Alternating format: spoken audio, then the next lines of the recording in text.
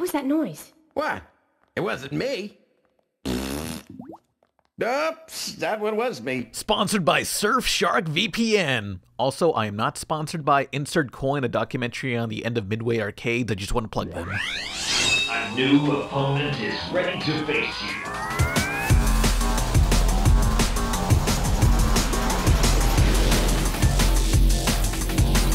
We want to be free. We want to have a good time. And that's what we're gonna do.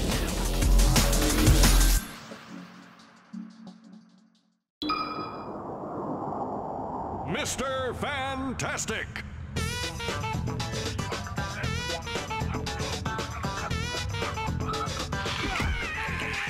Oh joy, another quality Fantastic Four production, this time as a co-op beat-em-up on PS1. Other than the funky music and some cool visual effects, everything about this brawler is terrible, and wow. This looks like an Angela Anaconda episode. Where do I even begin besides the tutorial here? Get ready! Okay, I can't seem to go anywhere or have any instructions on what to do. Oh, look, it's Sonic the Hedge Funds, and whoa! Absolute unit. The man is built like a fridge and fucks like a beast in heat. Yeah, let's skip the tutorial so we can see how Mr. Fantastic has the most Chad strut ever. Look at this man on his way to have consensual intercourse with Sue Storm, whom he loves and respects. All these incels just can't compete, not when the city's on his side. Just in case, you can switch between the other members anytime, which in itself is an attack. Yeah, just spam it. There's no setbacks. The gang's all here. Reed, Sue, Johnny, Ben, She-Hulk. I don't know her real name. She-Hulk? Apparently in the comics, her and other heroes have tagged in as substitutes, you know, in case a founding member loses their powers or are busy alphabetizing their Criterion DVD collection. They need all the help they can get because your AI partner will repeatedly off themselves in pits. Even these mutated whales will drown to their death. Oops.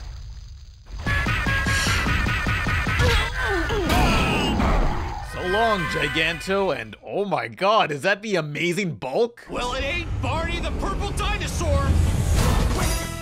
Now for the bosses, every single one is defeated by throwing stuff at them, but you wouldn't know that on your first try. Level 1's boss is in pitch fucking dark while it spams you with earthquake attacks you gotta jump over. You think that's a little much for level 1? And also, cheese? Huh? Primal Rage has that. It means I spammed or cheesed attacks. This is a shitty beat 'em up. What do you expect from me? It's clobbering time! The game has such an odd structure. Every stage is separated by this loading screen where you race endlessly. Then there's just single boss rounds that repeat. Mr. Fantastic versus Dragon Man! Oh man, here comes trouble. Whether you win or lose, you just move on to the next level after the loading screen. But you'll still fight these same bosses again later. The game feels so randomized. Stages just abruptly end, or you'll just be walking and suddenly... What the heck is that? El Diablo, no! Yeah, Satan himself appears before you on the second level, who you don't fight, you just walk past him. Guess we can now head towards the platforming. All the way in the back, if you want to bust out a telescope for the Vizio TV I'm playing this on, the poor AI can't even handle it.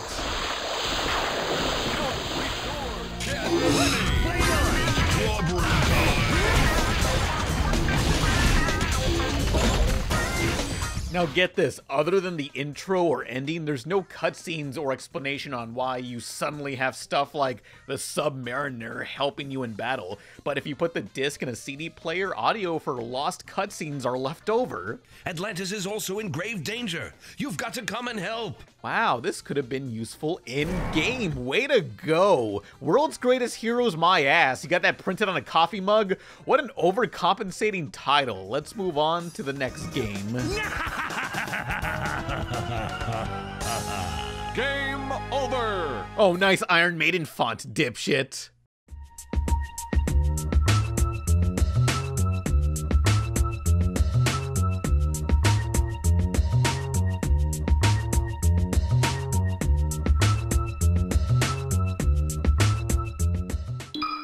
Ravaged by Sega.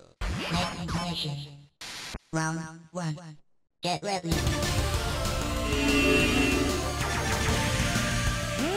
It's that game! Yeah, that game you see at arcades and think is so cool but don't remember the name of? That name being Virtual On, the Cyber Troopers from 1996. A mech fighter featuring art by Hajime Kotoki, a designer of several mechas from Gundam to Police Knots. This guy worships mecha more than my Saudi friends. Select your machine.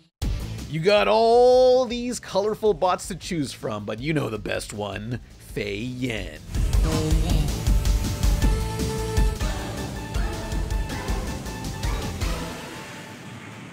Yeah, Sailor Moon meets Gundam, cause Gundam, that's a slick design. A true female icon who deserves to be in Smash. She's just one of those girl characters that gets tons of fan art, but nobody knows what they're from. Who's this chick? I don't know, I just want to bang her, and that's good enough.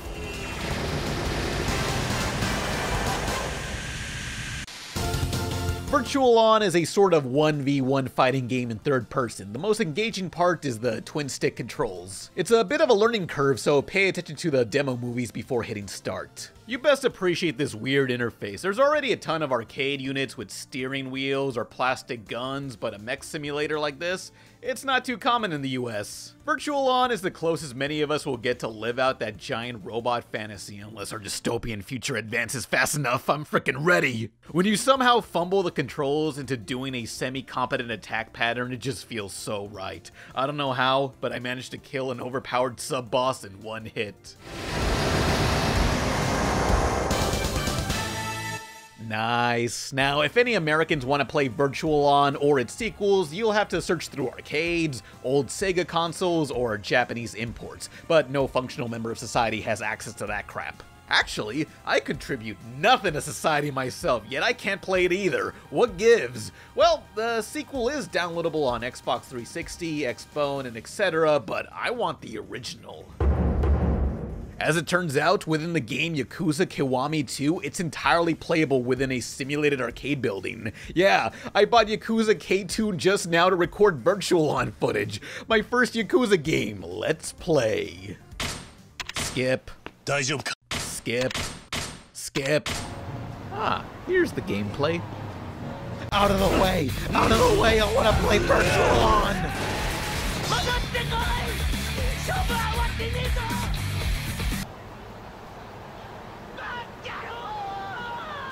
There it is, boys! Virtual On, and with multiple control formats. I choose twin sticks for authenticity. Yeah, I'm on a typical control pad, but it'll do, pig. It'll do.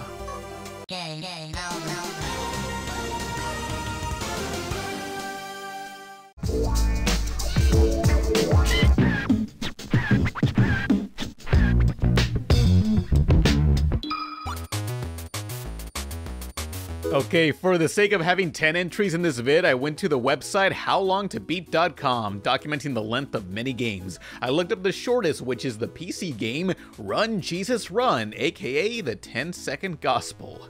Oh boy, I apologize in advance, I'm like Catholic/Truman Show at the same time. So in game, you run, you jump, do some miracles, it's all the greatest hits, and wow, I won already. It really was 10 seconds. Now to have dinner with all my trustworthy friends. Damn it! Way to spoil New Testament. Where's the New Game Plus? I demand an Easter update. Okay, attempt number 2. You could always not do anything to not get crucified, but you still get a game over. Well, you miss 100% of the shots you don't take. Know what I'm saying? Let me tell you what it means to be gangsta. When all you can do is die.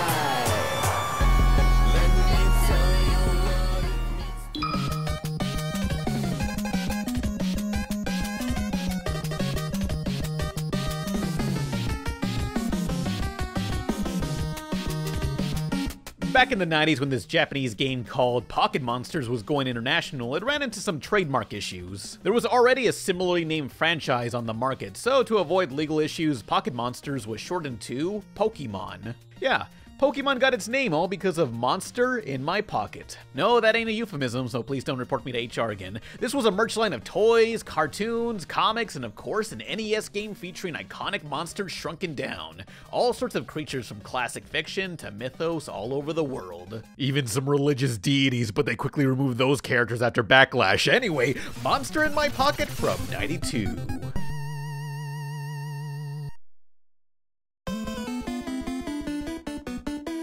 You start by picking between Dracula or Frankenstein, my man, the two of which play the exact same. Wait a minute. The vampire. The monster. They didn't call him Frankenstein. They called him Frankenstein's monster.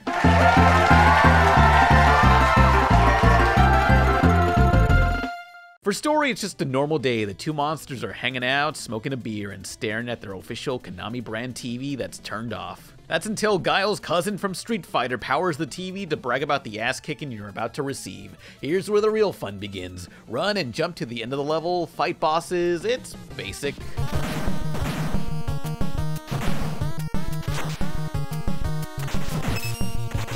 You only have one attack, too, if you count throwing objects. No upgrades, no weapon switching, no power-ups. It's simplistic, easy by NES standards, and you can beat it in about an hour. But I still cite this as one of my favorite NES games. Yeah, it's vanilla, though forgivable with how short it is, and boy, there is a fun variety of locations and enemies with their own specific attack. Understanding their pattern is key. And I just love the style. This entire cast is based on Series 1 of the toys. Like, yeah, that's what I want to do. Just let me design a whole bunch of characters for a franchise. That's the dream. Gameplay can get kinda cheap with the spamming of enemies while causing some atrocious lag, especially in the final battle or co-op. While Konami has made better NES games, Monster in My Pocket is by default better than Pachinko, so there's that. It definitely needs more love, and hey, while the franchise disappeared in the 90s, it's not over. As recent as 2019, a new French cartoon was announced, while official social media accounts have been popping up. So it looks like this toy line's making a comeback.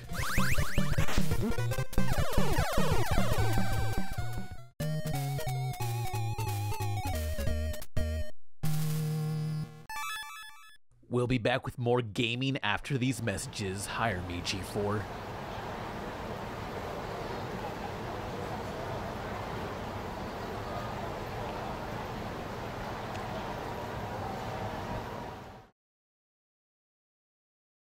Surfshark VPN, yes sir, the sponsor of tonight's video. What's a VPN? It's great, it changes your internet region and protects your privacy. You got Netflix, just switch regions and bam, you can see what other countries have on their Netflix. It's that easy. How about something to keep you safe, especially on public Wi-Fi? Nothing can stop you. Use the code RebelTaxi to get 83% off plus 3 extra months. Don't like that? You got a 30-day money-back guarantee. Oh, what? You got an incognito window on your browser? Wow, that's completely useless. Surfshark VPN, it's got clean web. This thing will block malicious ads, trackers, and malware. Don't trust an internet provider, trust Surfshark VPN. Use the code RebelTaxi to get 83% off plus 3 extra months. You got a 30-day money-back guarantee. VPN.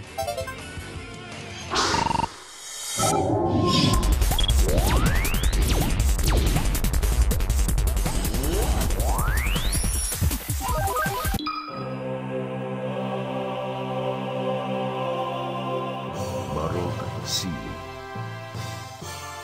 Kraken.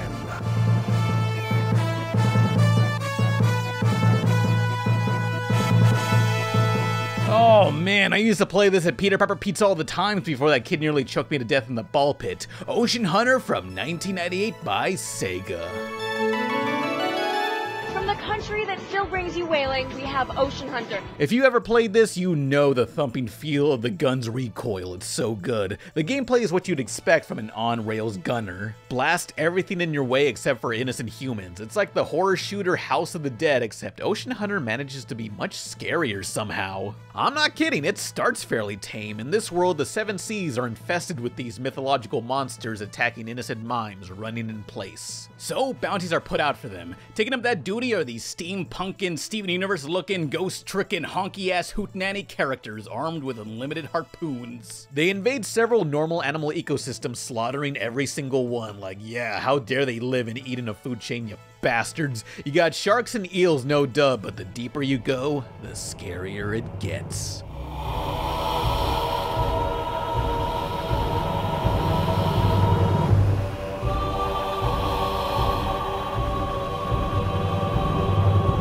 Like, failing to save innocent civilians in these shooters is already such a guilt trip, but please don't let them get eaten by the piranhas.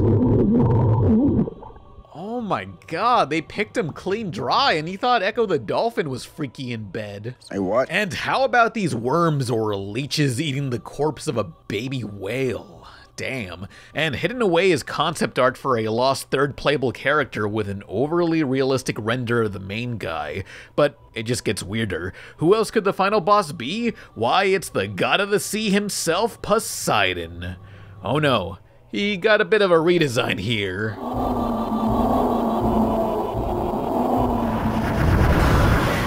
Once the polarized caps melt, he shall be your new god. I never got this far as a kid, but maybe that was for the best. Should you slay the formerly eternal god of the ocean in co-op mode, you earn a fist bump. Yes! But if you play single player, your character just fist bumps the air. Slay all the beasts you want, you have no one to share it with. A very meta precursor to Shadow of the Colossus. Whatever encroaches on my territory, I shall destroy. All shall return to chaos.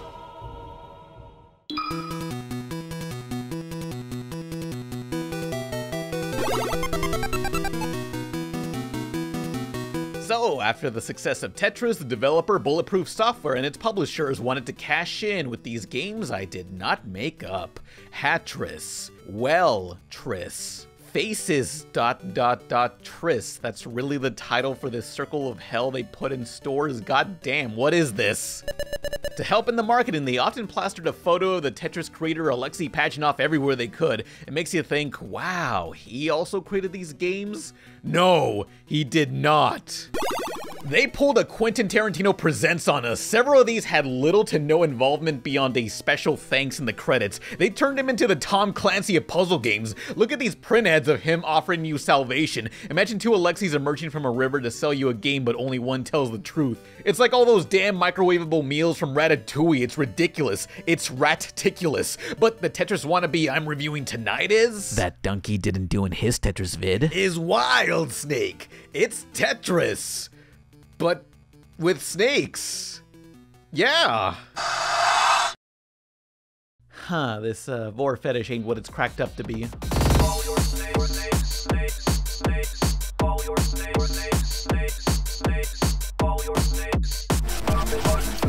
Wild Snake was released in '94 on Super Nintendo and Game Boy, which, with the limited color, it's hard to quickly distinguish the snakes you're matching up. There was going to be a Genesis and Game Gear port, but they were cancelled. Good thing the prototypes leaked online, so let's try that.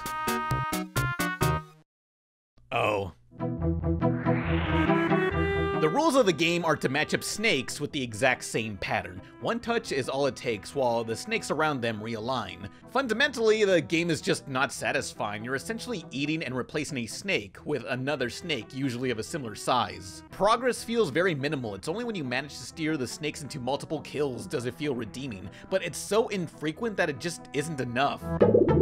There's just too many variants of snakes to make a clear path, and with them readjusting randomly, it's just so hard to strategize. I love puzzle games, but this is just so boring that I dropped the controls waiting for the game to end by itself. Too bad accepting death's sweet embrace takes longer than real life. If anything, the game's a nice screensaver, but it's such a half-baked idea, like, yeah, a snake puzzle game where you just match the same snakes. What a unique premise. That's going on the fridge. I made it.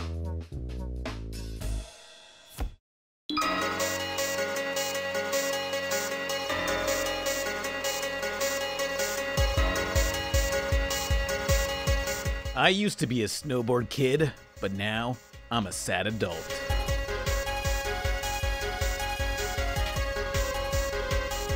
This is possibly the easiest boarding game to get into. It's more Mario Kart than SSX. No need to worry about falling over for landing your board pointing 3 degrees to the wrong angle. Just race, do tricks, and shoot items with one of 6 disfigured kids blessed with a nose transplant from Rayman. Unlike Mario Kart, the coins are actually useful, as you exchange them for item boxes. No coins means no items. Not enough. Oh, what? You thought you can get weapons for free? Not in this economy, buddy! That's right, teach them kids the terrors of a capitalist hellscape. A trickle-down economy? How about Jeff Bezos trickle down a flight of stairs?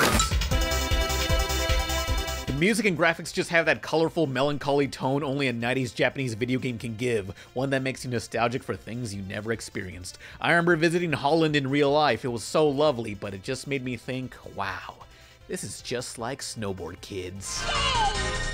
Nice! Yeah, snow, grass, sand, nothing can stop them unless it's uphill, or these item pickups. The better the weapon is, the weaker the auto-aim. That's a good trade-off, but pray you don't get hit by the parasols. These things will launch you into the air while you slowly descend. If this hits you over a large ramp, that just adds more fall time. You can't do anything until you touch the ground, and once you do, gaining momentum is painfully slow. Poor acceleration is the game's biggest flaw. So yeah, there's a simple trick system for when you go off a ramp, but that's all. No half pipes or anything outside the stunt mode. Well, there is a rail to grind on, as in just one in the entire campaign, like that one right there. Yeah. Now, in this downhill race, you'll have to take a ski lift back up the mountain to start a new lap. All I can say is, good frickin' luck!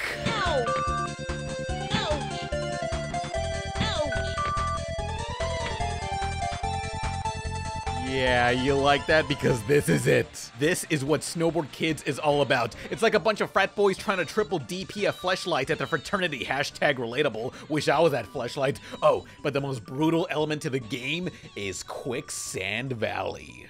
Welcome to hell. Ready? Go! It's not even the final level you unlock, but it's the most punishing. Quicksand Valley makes Rainbow Road look monochrome. With the game's bad momentum, trying to get over the sand waterfall is an expert level skill. No one plays this cramped angular stage casually. Oh.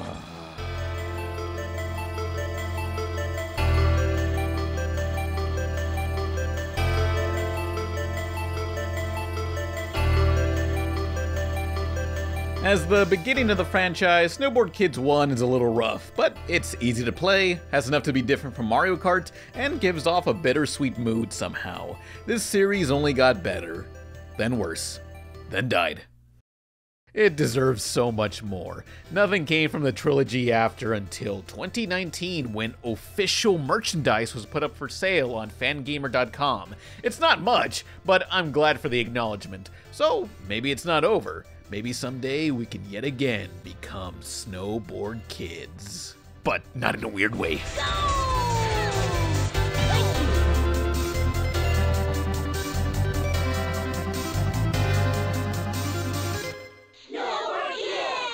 We'll be back with more gaming after these messages. I'm all alone and I feel so weird. All the music I hear doesn't make me feel anything clear.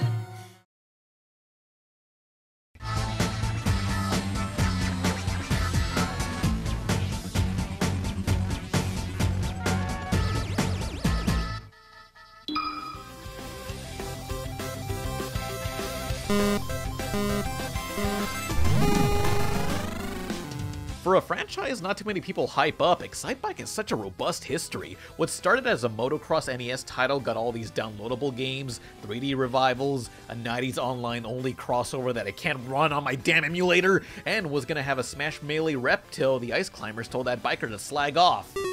But I'm taking you back to 2006, the year that gave us the funniest movie ever. Yeah, I graduated from the South Harmon Institute of Technology. Wanna bang? Cause I got the Nintendo Wii and the best launch title.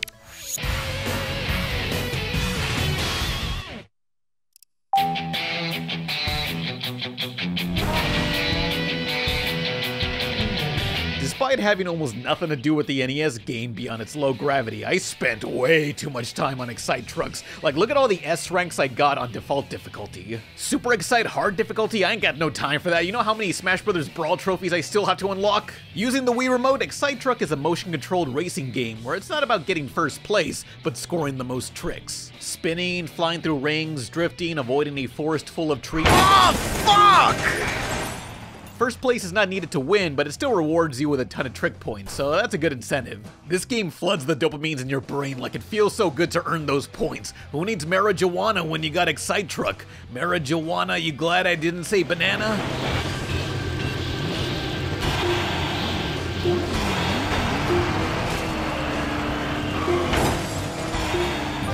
Racing here takes you to different parts of the world with basic themes: snow, forest, tropical, but the final race is the Diamond Cup. In space, everyone can hear you shred. I frickin' hate this level.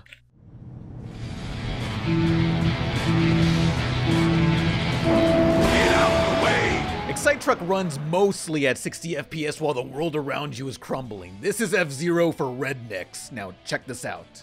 Some Nintendo Wii titles like this allow you to insert an SD card loaded with bootleg MP3s, so you can play your own music in-game. I hear you go Lightspeed if you play anything featuring Kid Rock or Toby Keith. All this racer needs for Game of the Year are some truck nuts in the back and a party out front. One time at Walmart, I saw this for sale. That right there is the American dream, and I dream of getting big air.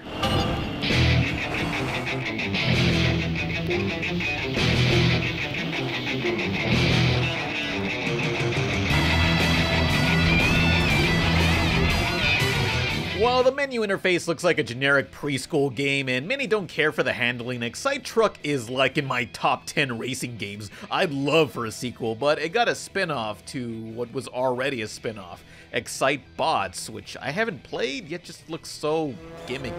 I don't know. But I'll give it a chance someday, and you all should do the same for ExciteTruck.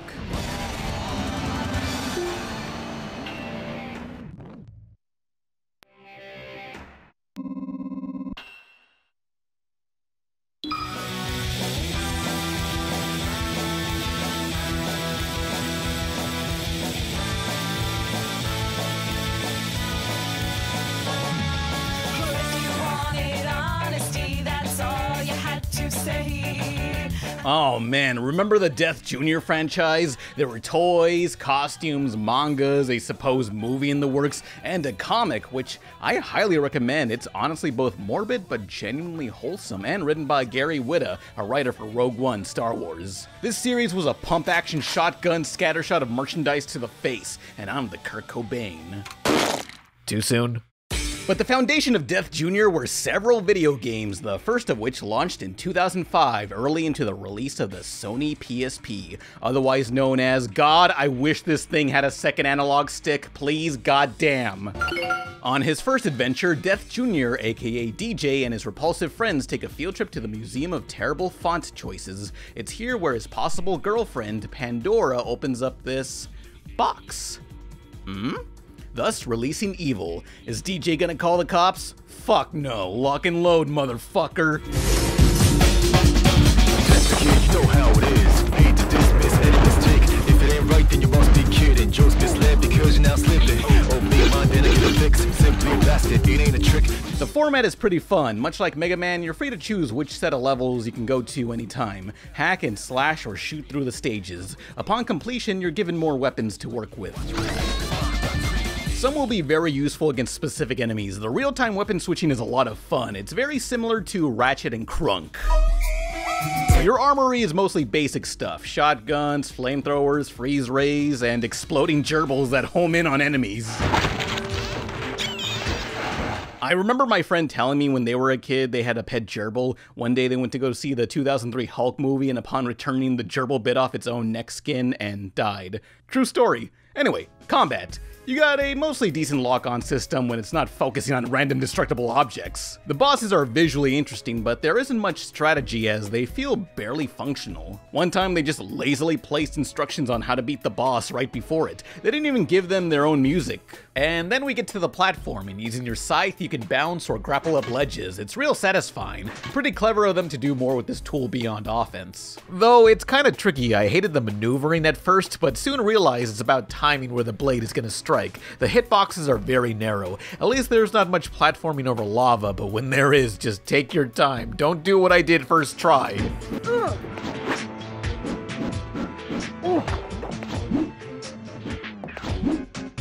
Okay, maybe I'm the one that's bad at this, but for sure there's some BS platforming moments. Why does he sound like Eric Cartman when he dies? But the later stages just spam you with enemies. It is brutal. Like, the lack of a second analog stick to aim really kills it. Put a cork in it. There is a cork in it. Oh, gross! Repulsive! I tire of this discussion.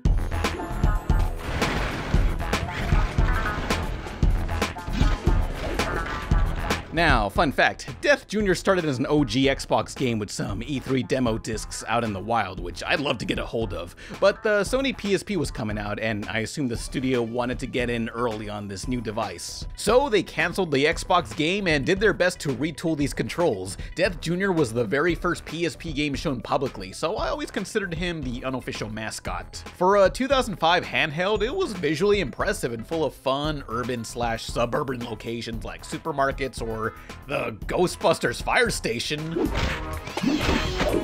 And how about the fictional theme park, Meat World? What a lovely place, minus the off-putting baby pigs on the floor.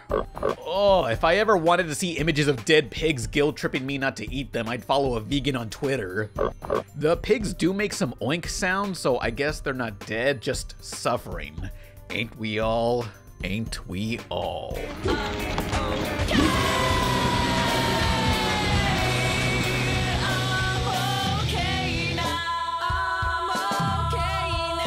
Death Jr. is very undercooked as a pseudo-launch title, but when it works, it's a fun, hectic shooter slasher 3D platformer. I'm very much in favor of this getting a remaster. Why remake an already popular classic when you can give a second chance to a very flawed game? With some polish and a second analog stick, there's a lot of potential here.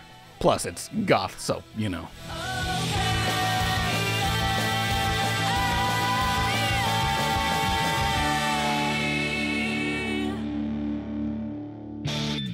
We'll be back with more gaming after these messages.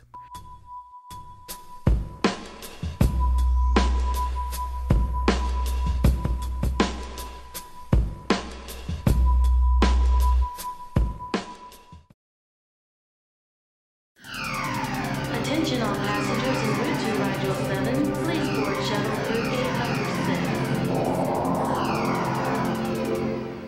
You're gonna need Ben Gay or Doan's pills for this one. This is the immortal Mortal Kombat 4, complete with a bad Uncle Fester lookalike on the side.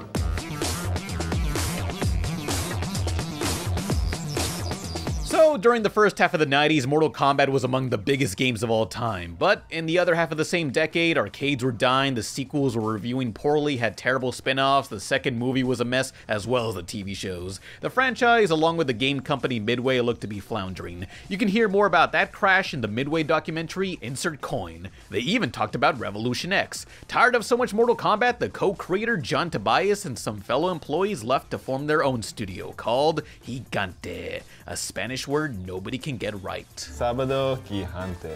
It was at that time when the next generation of consoles were coming up and Gigante wanted to get in early on fighting games. They were trying to forge their own path with a new franchise, Tao Feng, the Fist of Lotus, exclusive to the OG Xbox. Can't you play harder? It touted many unique features not seen in other fighting games. From the co-creator of the original Mortal Kombat. What? Yeah, despite how much the crew were against it, the marketing team really casted this shadow on the game as just an MK wannabe. For bone-crunching realism, there's no power greater than X. Wait, that commercial. I know that voice.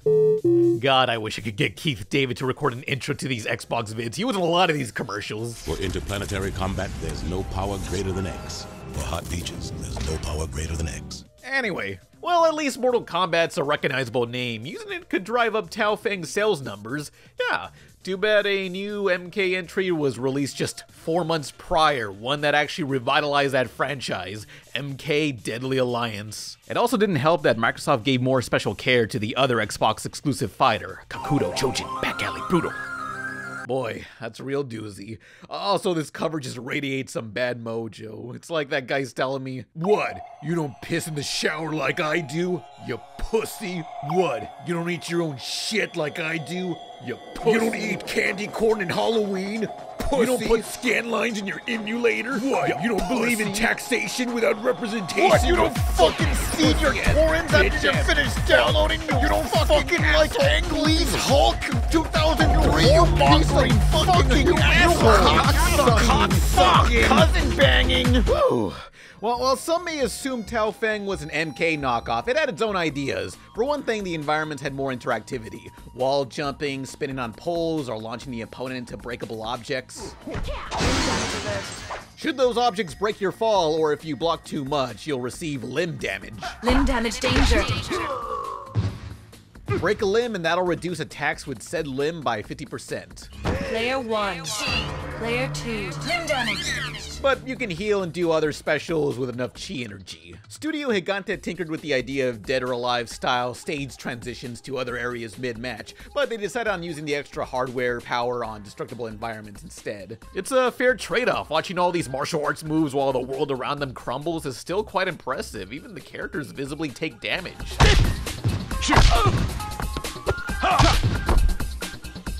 Whoa, damn son, yeah, these stages are littered with tons of destructible assets, and oh no, they got a little monkey trapped in a cage. Maybe if I break the cage open, I can get him out. No, why would they do that to the poor monkey? What the heck? No!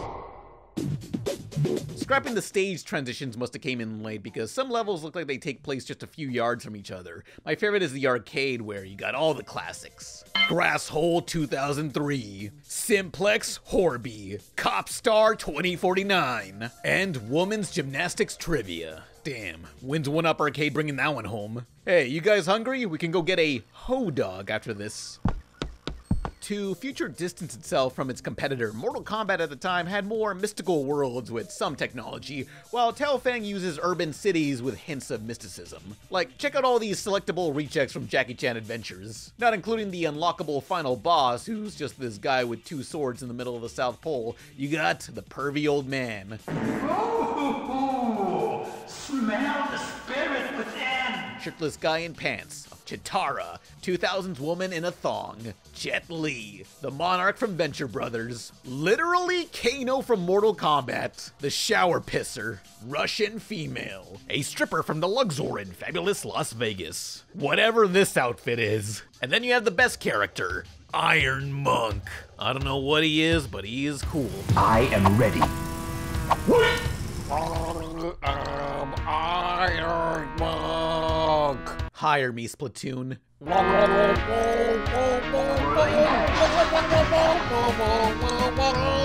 What, you thought my favorite characters would have been the girls, which, them too, yeah. Your pain? Oh my. My pleasure. Yeah, this is what I call the horny on main era of fighting games. Speaking of, in some early trailers you got this real classy camera shot. He will win who prepared himself. Which to take the enemy unprepared.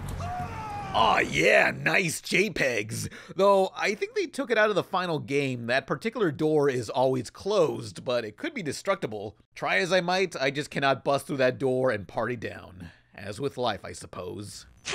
I have allowed my passions to betray me. Now you know what paying for art school feels like. Double.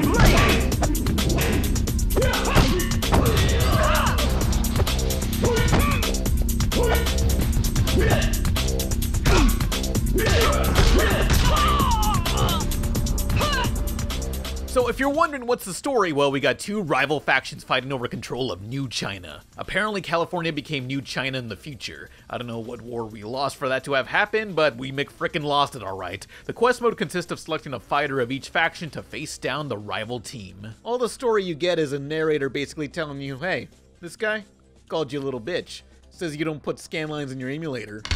You gonna take that? Huh? Huh? Vapor's insolence infuriates you. But you must not let her lack of respect fuel your fire. With each fight, you're given a piece to assemble an ancient treasure that's personal to these characters, like Fiery Phoenix here. Trailing fire!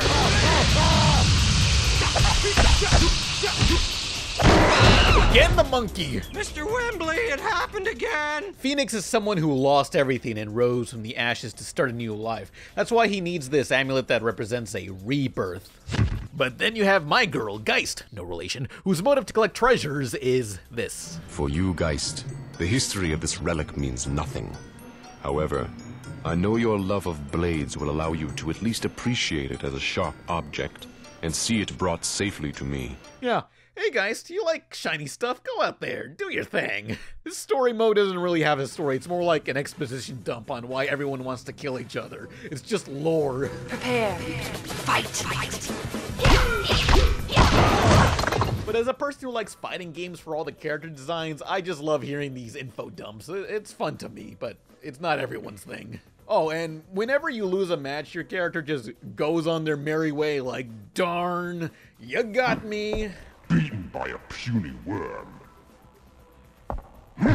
Now, the combat itself, ignoring the breakable limbs and stages, is pretty standard. Some consider it too slow and unresponsive, but I say the biggest issue is the camera will just completely flip to the opposite side of the match randomly. Talk about breaking the 180-degree rule. This is especially disorienting when you're holding back to block. If the camera shifts 180 during a block, you'll just run forward, giving the opponent a free hit. Player 1. If you will not hand over the elixir, then we will take it. If you will not leave this temple, then this will be your final battle. Other than that, it's mostly a solid fighter with some fun ideas that could have been improved in the sequels. While critics were mixed on Tao Feng, it sold well on Xbox and had a lot of promotion. It was featured in several movies like the cinematic classic Soul Plane. And if you remember in Bad Santa, some damn kid tried to steal a copy of Tao Feng, but thankfully Bernie Mac was there to steer him in the right direction. What is this? I was gonna pay for it. Wrong answer. Why are you stealing a copy of Tao Feng, Fist of Lotus? We got MK Deadly Alliance out back. Don't you like Nitara? I don't know. Get out of here, kid. Microsoft actually wanted a sequel, but the amount of money they offered to Studio Gigante wasn't enough for a more complex game. At the same time, publisher THQ offered Gigante the chance to develop WWE WrestleMania 21. It was tough to reject Tao Feng too, but with a big annual WWE license, that could really help this new studio grow. Unfortunately, this affected the morale of the company. Sure, WWE was a safer bet, but it wasn't the game they wanted to make. As one of Tao Feng's project leads, David Michisich, stated, "That was my first experience, where I'm working on something that I'm enjoying, but my heart wasn't into it. We should have found a way to do both deals." Regardless, they made the best game they could as WrestleMania 21 was completed, but THQ accidentally released to stores a glitchy, incomplete build of the game, one that often stuttered, froze, glitched out, and could not at all connect online. In a pre-online patch world, this was a death sentence. In a post-online patch world, this is just business. The only memorable things about this game are the ones that are going to piss you off. The bugs, the glitches, the lackluster gameplay, all the stuff that will just make you wonder how it was even possible that THQ could publish a worse Xbox wrestling game than what they'd already offered. The fact that a game this underdeveloped and shoddy managed to get past Microsoft's approval process is absolutely mind-blowing. This is the kind of thing where you can envision a recall coming. And so a recall was demanded. After WrestleMania's release, Gigante and THQ's partnership shattered. This left Gigante in major financial trouble. Using their game engine, they pitched fighters to the likes of Kill Bill and Star Wars in hopes of getting the rights. But just 3 months after WrestleMania 21's release, Studio Gigante shut down while MK co-creator John Tobias was never heard from again. R.I.P. Iron Monk is the victor. Hard as iron, smooth as silk. There is no match for my style. Game over. Don't you want a rematch? I think it's every parent's dream, maybe, to have a doctor in the family. Go forth and thrash!